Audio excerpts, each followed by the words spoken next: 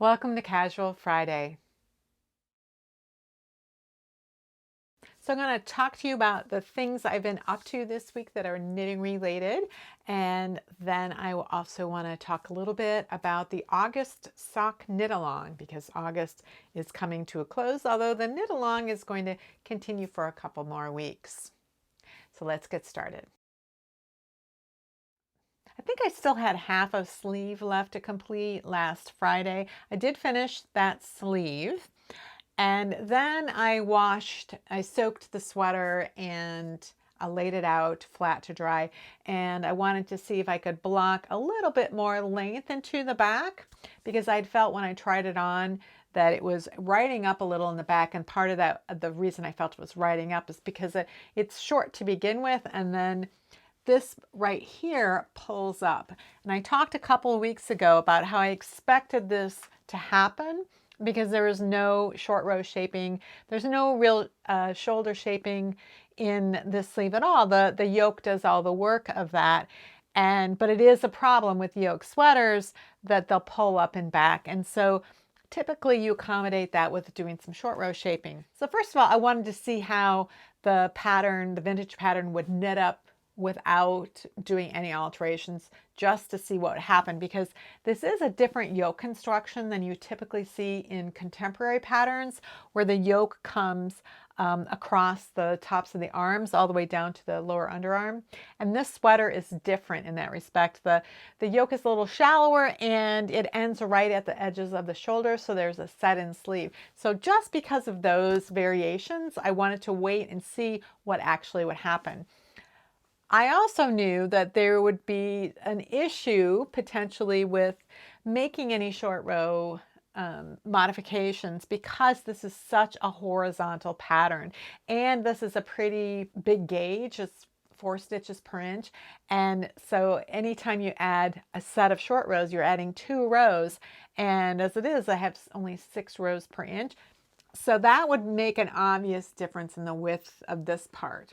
So that would leave me with doing short rows in the yoke, which, again, they can be done, but I was worried that it would be visually disruptive. And again, I really didn't know how much short rowing I would need to do. So what I'm planning to do this weekend is possibly ripping out the yoke down to where this first transition ends. What's going on with this is it's knit 1, purl 1 ribbing all the way across.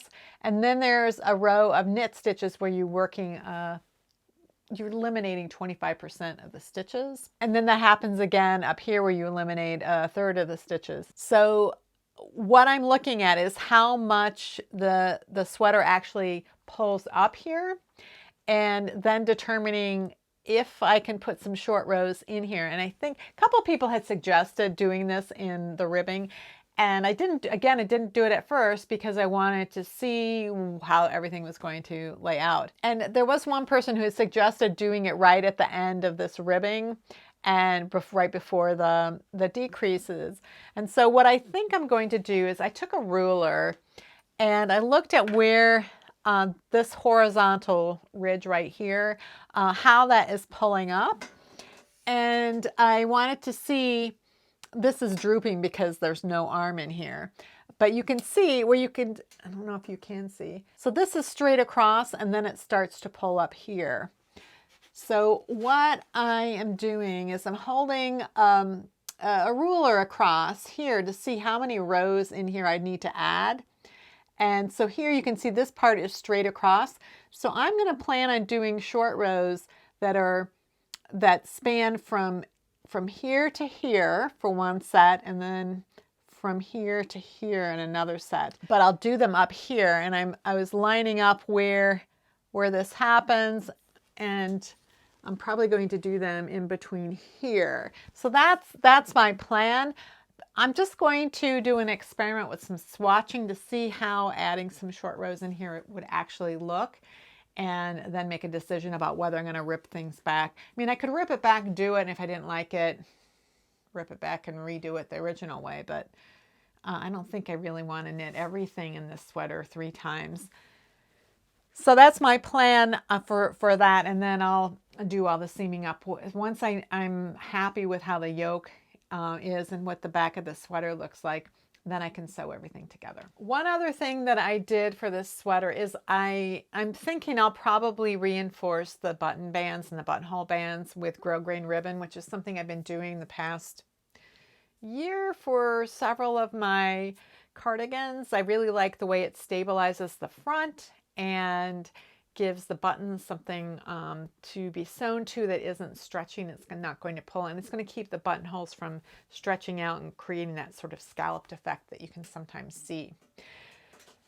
So I went to a big box store that we have here in the United States called Joann, and I looked at their ribbon. They didn't have anything, of course, that matched the sort of the bluish purple color that this sweater is. So I looked at the different colors of purple that they did have to see what would go well with it. And I found 4 different rolls of grosgrain ribbon. None of them matched. So I came to the conclusion I'm not going to find anything that matched. So could I find something that coordinated or complemented the sweater instead? No one's ever going to see that inside of that button band, but it's just a detail that I feel better about if it does look good, if anybody happens to see it, including me. I had, I think, 3 colors of purple. Well, 2 colors of purple. One was more sort of a lavender color, and another was a dark purple, which didn't look too bad, but it had white polka dots on it, and they didn't have any that was just solid. And then there was one that was kind of a mauve color. So it did not, and the other thing, if you don't know, I've mentioned this a few times, I'm slightly colorblind. So I do have trouble in some of the reds and some of the greens. I can see red, I can see green, but when they get dark or they get mixed with grays or browns, then my perception of them can change.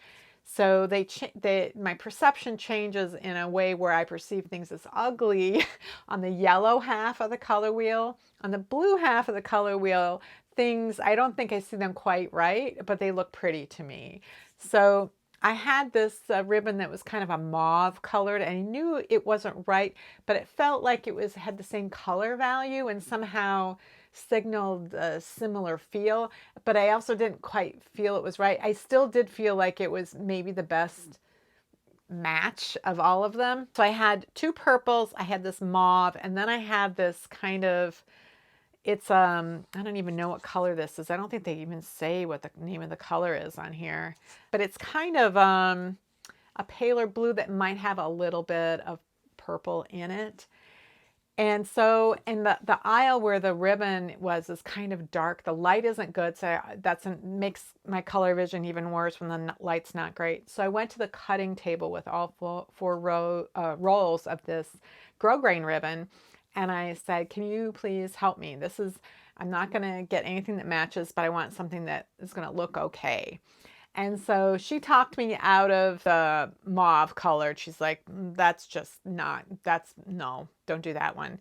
And she said, and don't do this sort of lighter purple. She says, those 2, if anyone sees them, they're going to just think you made a mistake. It's going to look wrong, like you made a mistake. She said the dark purple with the polka dot, the dark purple would probably be the best if you could get it without polka dots, but they don't have that. She said, but otherwise I think this kind of bluer color, it's not the same color, but it goes with it better. And I thought she was right, and I agreed with her.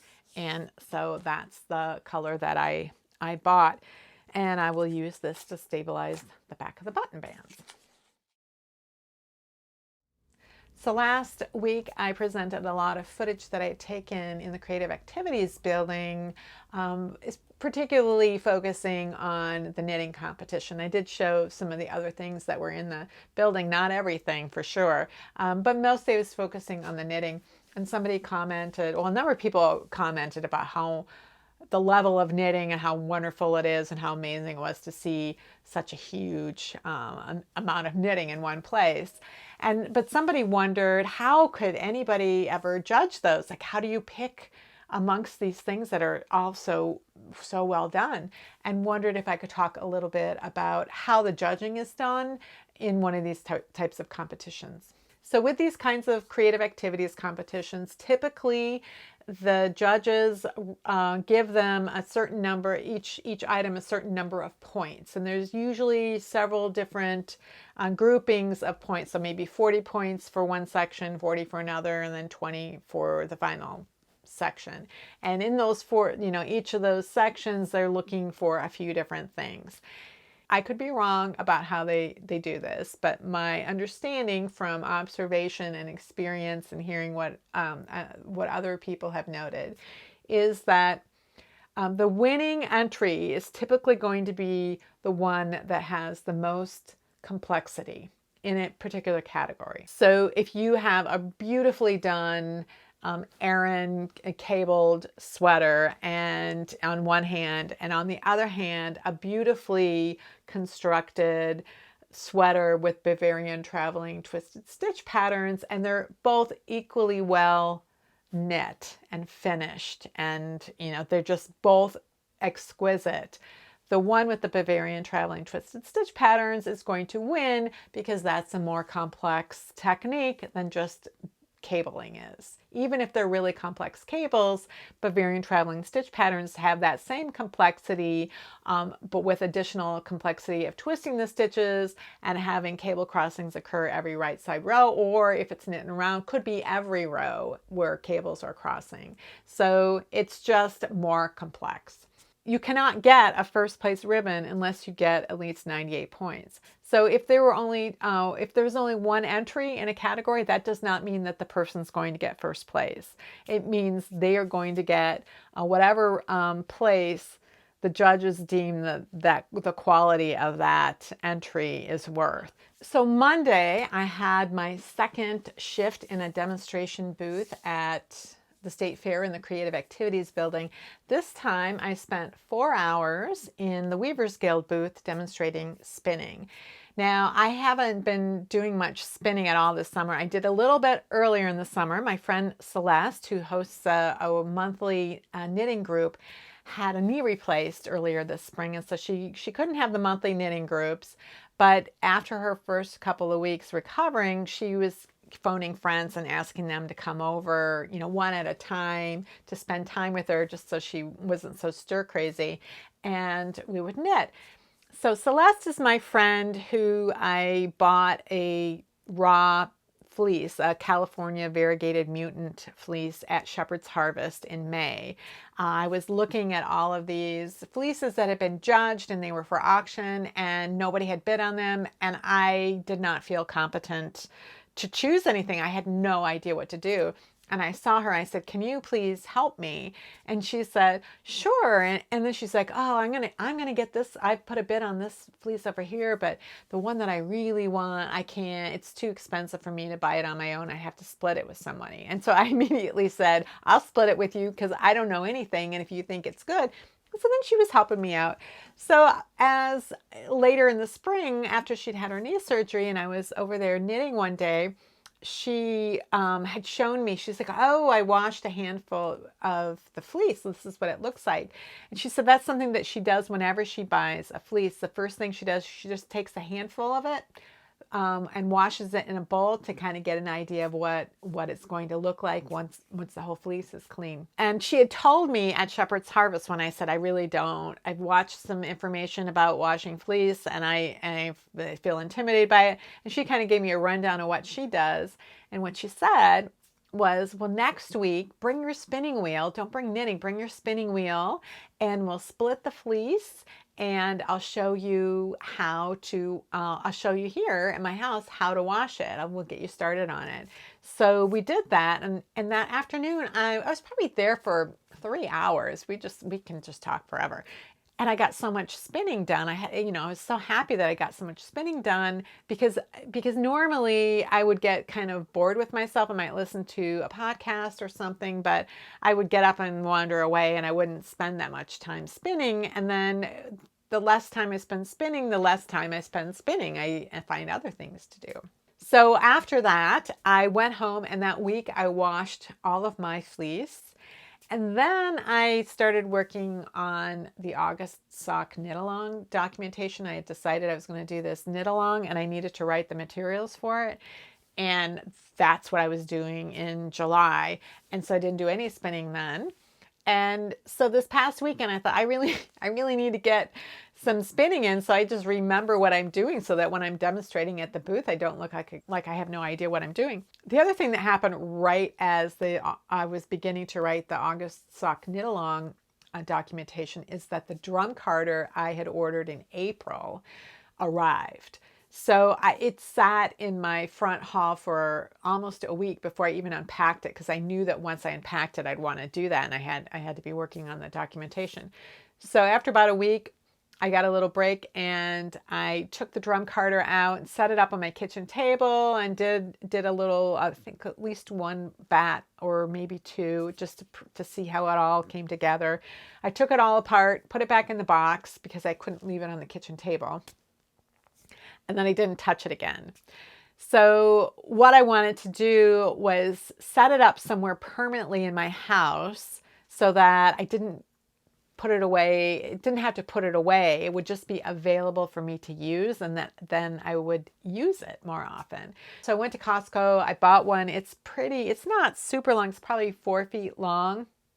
It's got to be about 4 feet long, but it has 3 different levels. It's adjustable, so you can put it low, standard height, or really high. So putting it at the standard height, I set it up, and I decided I wanted to see if a braid that I had dyed last fall at a retreat, if it could be salvaged. So I did a video on this when I went to this retreat that was put on by the Weavers Guilds in Minnesota. And we got 4 ounces of BFL, which is a blue-faced Leicester combed top. So this is a commercial preparation. It's easy to spin. And so we dyed it, and I didn't know anything about dyeing, and I did a few bungling mistakes because I didn't know what I was doing. And one of them was I put way too much dye in my 4 ounces of top because I didn't know how to sort of spread the dye around. You're supposed to touch it and do some things. And we're also being cautioned not to agitate too much because these are just loose fibers and they could felt. So when we were done dyeing this section of 4 ounces of comb top, we wrapped it up in plastic wrap and then coiled it up like a snake on a paper plate and then microwaved it so that we could get the heat to set the dye. And then we just left it there, and we took it home, and then we were supposed to rinse it in our sink. And we would rinse it until the water ran clear. We wouldn't have running water. We'd fill up with water, put it in there, let it sit for 20 minutes, let the water out, make sure the water wasn't running on when we filled it up again. And then when it was clear, then we could take it out. But then if you squeezed it and it still dye was coming out, you had to rinse again. And the problem was I had oversaturated so much. There was so much dye in there. Plus, it turned out that the colors I had chosen were colors that have difficulty really setting. They tend to bleed. So I had 2 problems like that. And I was pretty sure by the end of the rinsing of that I had completely felted everything. Like, because I would squeeze it and then I'd see more dye come out. So I thought I had felted that braid. Now I'd done a second braid in some other colors, and by then I'd learned not to oversaturate, and it wasn't colors that had this problem with the bleeding. So that one didn't seem as bad, but it still seemed like they were felted. So when I went to the Plyaway conference in April, I took those braids with me. And the woman that I roomed with is a real expert on fibers. Like, she can just feel a fiber and know what it is. And I said, well, do you think I can somehow salvage this? Like, somehow use a drum carder or something to make this usable? And she looked at the one that I thought was really bad, and she goes, oh, is there silk in this? And I said, oh yeah, it's blue-faced Leicester plus silk, that one is. And then the green one is just blue-faced Leicester. She goes, oh, well, that's just the silk matting. Yeah, you can spread it apart. You can probably put it in a drum carder. It will work fine. So I ordered my drum carder. It didn't come for several months. So this past weekend, after I set my drum carder, I took out my green braid, which is the one that does not have silk and was not as badly felted or matted. I was able to to spread things out and then pull off tufts of it. And then I was able to put it through the drum carder and create bats for it. And so I've been trying to figure out how I want to even spin this yarn. And what I decided was, because I kind of made a gradient where like maybe the first quarter of it was the forest green, and then there was a little bit lighter green, and then it moved into some turquoisey colors. So I kind of divided up by color to make my bats. And then I weighed how much each of these bat colors that were more or less the same color, how much each of them weighed. And then I figured out a way to mix them together to create 3 bats that still have these different colors. And so I'm going to spin each of the bats onto their own bobbin, and then I'm going to apply the 3 colors together to create a 3-ply yarn. And so that's my plan. So these are the 3 bats that I made by blending all of the greens. If I turn this over, it's hard to know if the camera's going to pick this up. This has got more kind of the forest green in it. So, and this is more of the teal on this side. I could blend this more so each of these are more, this is more uniform in the bat. But I don't know if I'll do that. This side also has a little bit different color on the back side. So they look very similar, I think, on camera. I think there are some subtle differences, and I don't know how much I want to blend these ahead of time.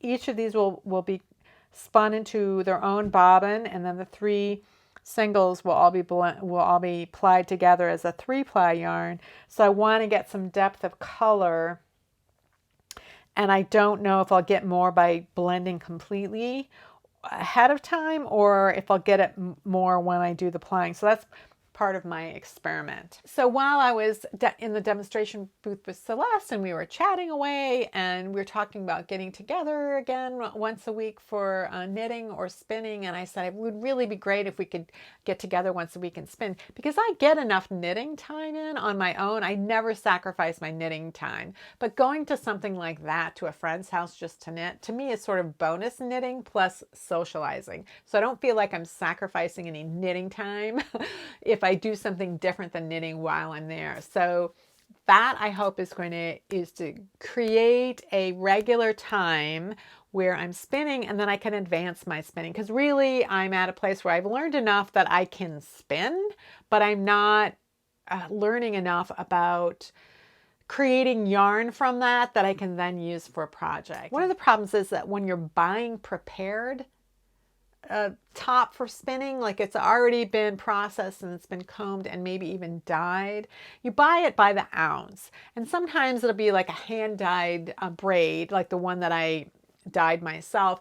Again, it'll be 4 ounces, and so people will buy these 4-ounce braids and then they'll spin it and it'll be a lot of fun.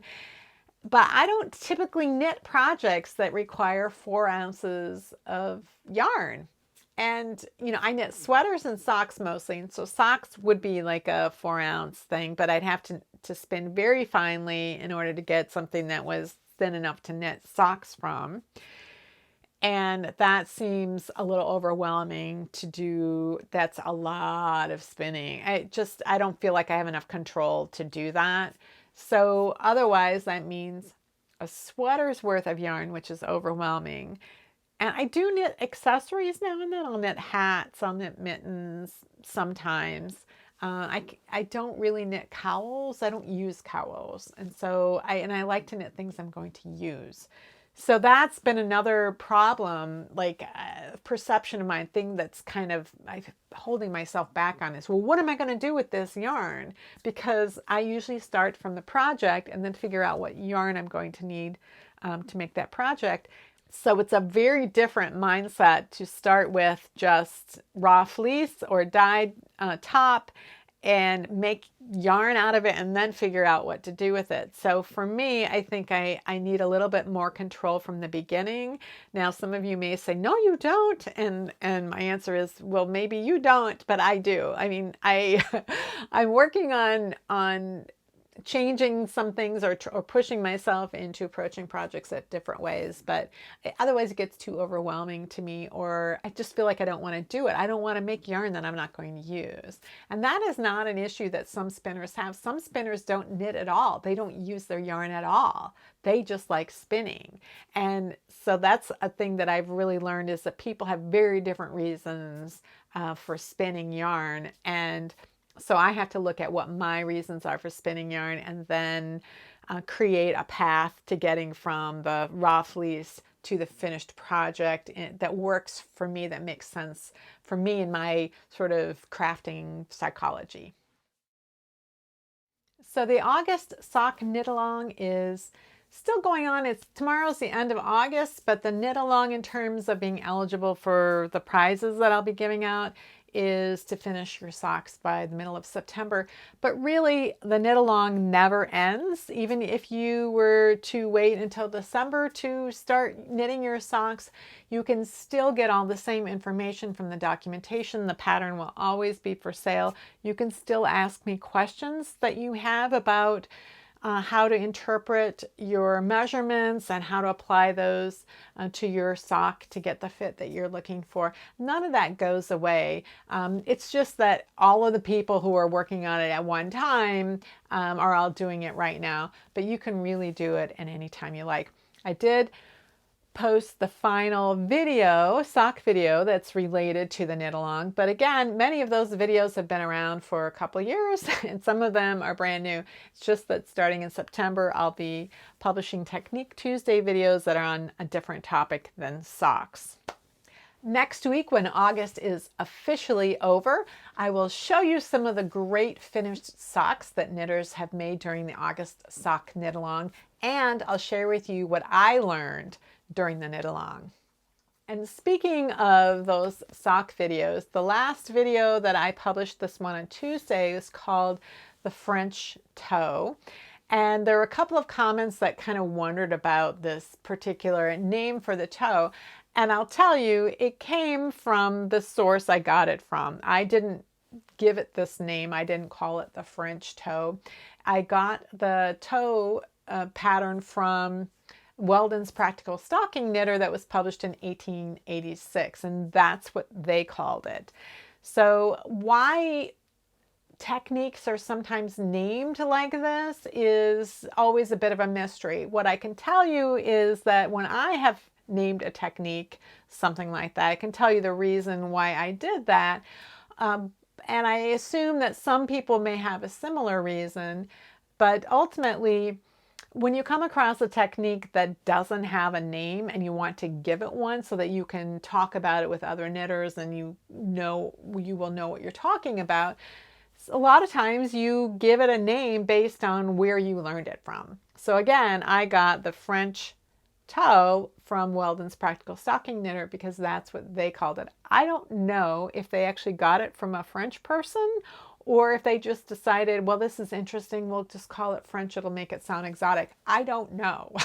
The various heels that are described in Weldon's use similar names. There's a Dutch heel, a German heel, a Swiss heel, a Welsh heel, a Balbriggan heel, which is named after a town in Ireland that had a big textile industry, including stockings. They were very popular. And then finally, there was a French heel, which is also known as a round heel. And yet it's slightly different than the way we commonly think of the round heel today because they used a seam stitch at the back of their heel. They had always had an odd number of stitches for their sock leg and for their sock heel. And they had they called a seam stitch, which was purling that particular stitch every other round to produce a line of garter stitch. And it helped them to count how many rounds they were knitting, and also helped them keep their shaping symmetrical because they were knitting stockings that started up at the thigh. And so those stockings had to be shaped as they came down the leg. There had to be decreases worked. So that seam line helped keep everything symmetrical and lined up. And it was continued down into the heel flap, which was always knit in stockinette. So one person said that she was, puzzled by these kinds of names for things, and she wondered, why people didn't just give things descriptive names. And I think there's always a challenge when you either create a technique yourself or you come across a technique and you don't know if there is a name for it. Maybe it's just simply described. Here's how you do this heel turn, and you're like, well, this is like nothing I've ever seen before. What would I call it? And so you try to give it a name that means something. And it may not mean anything to other people who are trying to remember it. Or it may have the same name as another technique that's completely different. Or that same technique may already have had a name that the person who's now naming it isn't aware of. So I had that experience, I don't know, seven years ago, something like that, when I was looking at all the short row techniques in all my knitting manuals, most of which were originally published in English. And they all included wrap and turn short rows, and sometimes they included one other method as well. And then I had another book, this big book of knitting that I have up here that's translated from German. And it did not have wrap and turn short rows in it, which I have found very interesting. It had two kinds of short rows, and they were both described. They didn't have names. So they were shortened rows with yarn over, and the other one was shortened rows with stitches pulled over. This is a description, but in many ways, it's hard to understand what the difference between these two are. And it's a very long name, and there's no way to Google something like that. There's no way to Google shortened rows with stitches pulled over. And it was a really interesting technique. I tried to find it in other sources by looking at blog posts where people had compared a lot of different short rows techniques to see if that one was in there, and it was never in there. Again, it was never published in any of my reference manuals that I had that were originally published in English. And then I realized it was the same technique that was used in the boomerang heel or the yo-yo heel that you find on German sock yarn labels. And I thought, well, this is always, the only sources I've seen have been from German that were translated into English, and I've never seen it anywhere else. And I noticed that the result was the same as a short row technique that was called Japanese short rows. So it made sense to me to name those German short rows. And that's why they have that name. And later I learned that sometimes people call them double stitch short rows, or they refer to when the stitches is pulled over, that result is called a double stitch. But at the time I didn't know that, and I wanted to share it with other people, and I had to give it a name. So I gave it a name that seemed like it made the most sense to me. The more techniques you look at, and the more stitch patterns you look at, the more you realize that the same names can be used for multiple techniques, that one technique can have multiple names, and often that comes because different knitting traditions came up with the same solutions, and they refer to them by their own names, or people in their own knitting circles. I had somebody ask me some number of months ago about Judy's Magic Cast On, and why was that considered some kind of new innovation, and it didn't make any sense because she, all her family always, and everybody she knew, they used that method of casting on. Like, well, maybe they did, but where did they learn it? Did they learn it from a book? Did somebody put it in a book? How would anybody know that it existed somewhere else if they hadn't come across it, either by meeting another knitter and being taught that, or by seeing it in a reference manual with a name already attached to it? So if somebody comes up with something on their own and they've never seen it before, can't find it mentioned anywhere else, and they name it, they're going to give it a name that makes sense to them. So when somebody feels like they've invented a technique themselves, sometimes they will name it after themselves, or sometimes when they share that technique with somebody else, other people will say, well, that is Judy's Magic Cast On is amazing, and then it will get a name like that. So sometimes people will name things after themselves. Sometimes they'll name them after the country that the person they learned it from. was from not knowing whether or not it was commonly used, because a lot of times people just learned from their mother or whoever, or everyone in their family, that's how they did it. And so even they wouldn't know if it was a cast on technique, for example, that was used by everyone in their country or just in their village or their town or amongst the knitters in their social circle. You don't know. So there's no way to really name something, I don't think, that's descriptive, that's always descriptive and always unique. So I think those of us who do name techniques or methods of doing something just do it based on what makes sense to them at the time. And it may not make sense later, but there usually is a reason why they give it that name to begin with. Well, that's it for this week's Casual Friday. If you have any comments or questions about today's video or suggestions for videos you'd like to see in the future, you can leave those down in the comments below or join the discussion in my Ravelry group, Rocks. Thanks for watching, and I'll see you next week.